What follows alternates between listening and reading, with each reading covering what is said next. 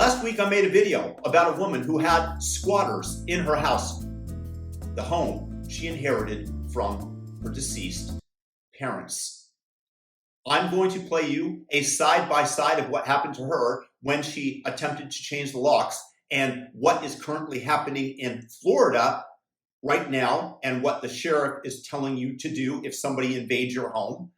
And this is the beauty of federalism and decentralization of government. As to the person, we don't know which homeowner shot at him. I guess they think that they did something wrong, which they did not. If somebody's breaking in your house, you're more than welcome to shoot them in Santa Rosa County. We prefer that you do, actually. So whoever that was, you're not in trouble. Come see us. We have a gun safety class we put on every other Saturday. And if you take that, you'll shoot a lot better, and hopefully you'll save the taxpayers money.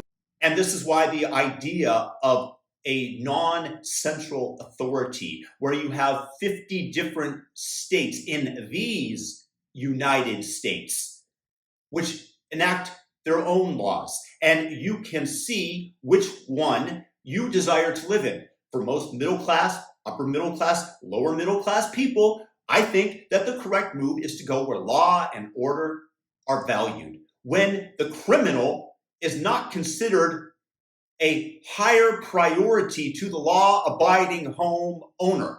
That would be, in this case, of course, Florida. And what you're seeing is a giant sifting mechanism as they change the laws and the incentives in the blue, aka crazy leftist states that are incentivizing, literally, people to break into people's homes and try to take them over so that they can live there rent-free for 2 years while the eviction process goes on. Why would any sane person have a house in one of these jurisdictions when you can move to Florida, where they encourage you to protect yourself, to take your safety into your own hands, as well as protecting your property versus protecting the criminals?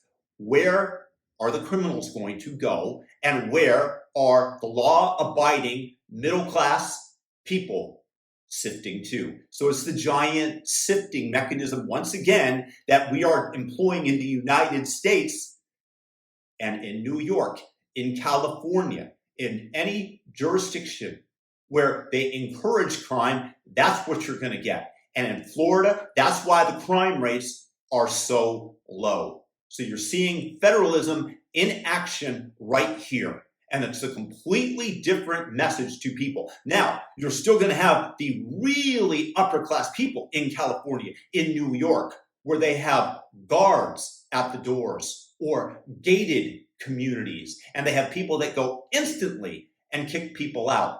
But many people cannot afford these extra costs, these homes in these locations, and thus are much more susceptible to changes into the mores of society. And what you're seeing in these blue jurisdictions are the mores are changing for the worse, towards protecting criminals, towards the idea that your property and what you have earned is not yours, and it is up to us to protect the criminals, say the blue legislature, say the progressives. Which way do you want to go? Which side do you think this sifting mechanism will send you to?